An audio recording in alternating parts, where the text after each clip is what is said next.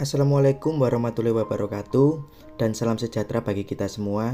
Selamat datang di seminar Diklat Administrasi Dasar Angkatan 9 Provinsi Jawa Tengah tahun 2023.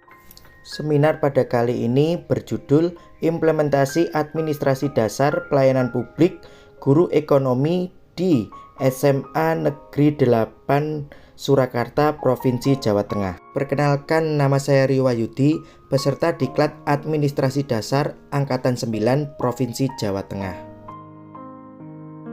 Saya bertugas sebagai guru ekonomi di SMA Negeri 8 Surakarta.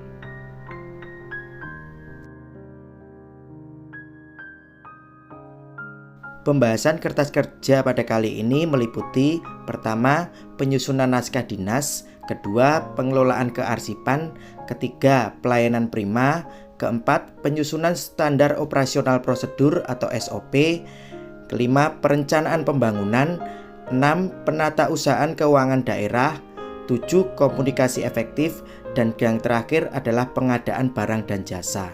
Pada pembahasan pertama mengenai penyusunan naskah dinas. Pada naskah dinas masih ditemukan kesalahan dalam penggunaan huruf yang disesuaikan dengan selera si pembuat naskah dinas. Selain itu juga kesalahan dalam pencantuman pihak yang menandatangani naskah dinas. Setelah dilakukan diskusi dengan pembuat naskah dinas, maka naskah dinas yang sekarang telah disesuaikan dengan Pergub nomor 29 tahun 2012. Pembahasan kertas kerja kedua mengenai pengelolaan kearsipan di lingkungan SMA Negeri 8 Surakarta. Pada dasarnya, pengelolaan kearsipan perangkat pembelajaran di SMA Negeri 8 Surakarta sebenarnya sudah cukup baik, sudah tertata dengan sangat baik. Akan tetapi, jika perangkat itu diperlukan secara mendadak, akan sangat kesulitan untuk diperoleh karena pengarsipannya masih bersifat manual. Penulis berkoordinasi dan berdiskusi dengan petugas pengarsipan. Bagaimana jika pengarsipan itu dilakukan secara digitalisasi agar mempermudah dalam pencariannya. Setelah arsip dibuat dalam bentuk digital dan diupload ke dalam Google Drive sekolah, maka ketika arsip itu dibutuhkan, sekarang akan sangat mudah untuk ditemukan dan jauh lebih efektif dan efisien dalam pengelolaannya. Pembahasan yang ketiga mengenai pelayanan prima yang dilakukan di SMA Negeri 8 Surakarta. Pelayanan prima pertama yang dilakukan penulis sebagai wali kelas adalah penanganan terhadap siswa yang memiliki masalah terhadap kehadiran. Dalam hal ini, penulis sampai melakukan visitasi ke rumah siswa tersebut untuk mengetahui kendala apa yang membuat si siswa tersebut seringkali tidak hadir tanpa adanya suatu keterangan. Selain itu, penulis sebagai wali kelas juga melakukan pembimbingan dan pembinaan kepada para siswa yang hendak naik ke fase F dalam rangka pemilihan menu di fase F agar anak-anak tidak mengalami kekecewaan atau kesalahan dalam pemilihan menu nantinya. Dan pada akhirnya para siswa dapat memilih menu yang sesuai dengan cita-cita mereka ke depannya di tingkat lanjut setelah SMA. Yang keempat adalah mengenai penyusunan SOP. SOP di unit kerja penulis sebenarnya sudah cukup lengkap, tapi karena tahunnya sudah lama jadi perlu direview kembali.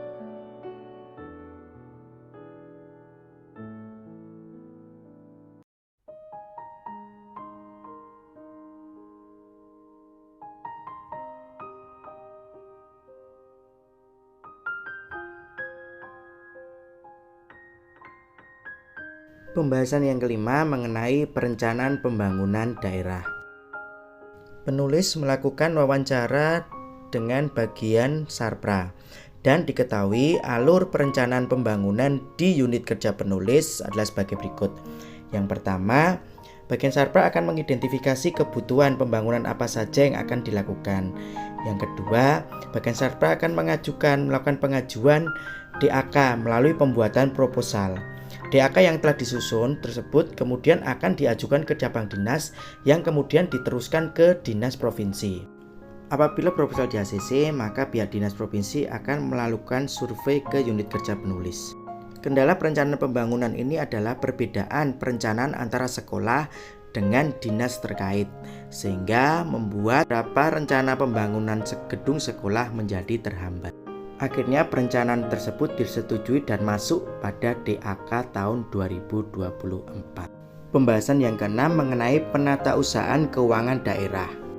Penatausahaan keuangan daerah pada skala provinsi dicatat melalui APBD. Akan tetapi implementasinya di sekolah, penatausahaan keuangan daerah dicatat dalam bentuk RKS. RKS ini berisi penerimaan dan pembiayaan yang dialami di unit kerja penulis.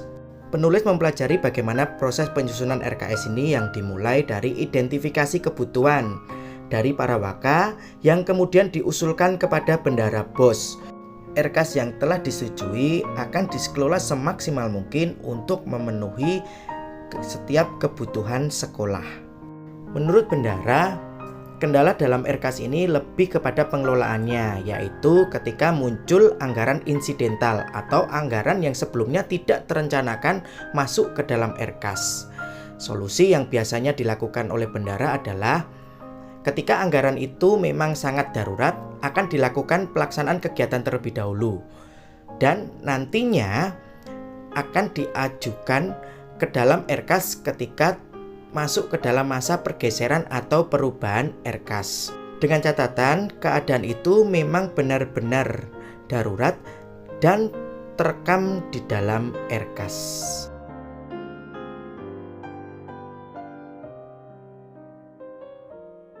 Pembahasan materi yang ketujuh mengenai komunikasi efektif. Komunikasi efektif berbicara mengenai bagaimana pesan yang ingin disampaikan oleh komunikator dapat diterima dengan baik oleh seorang komunikan.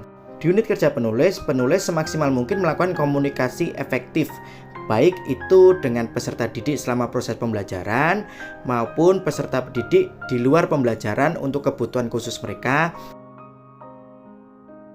ataupun dengan wali murid.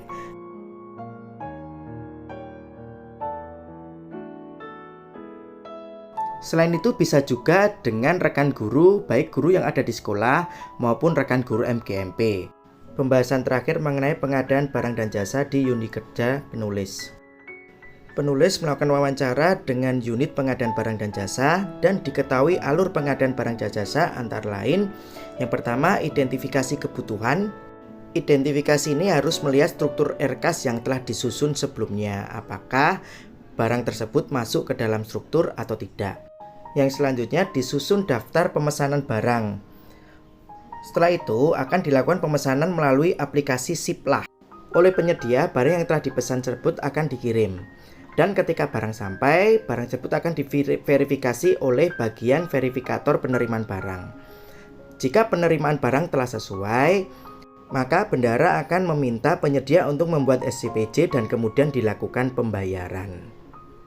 Barang yang diterima tadi akan dikelola dan disimpan oleh pihak penyimpanan di unit kerja penulis yang kemudian akan dimasukkan juga ke dalam aplikasi SIM Aset. Kendala yang dihadapi seringkali barang yang diterima itu tidak sesuai.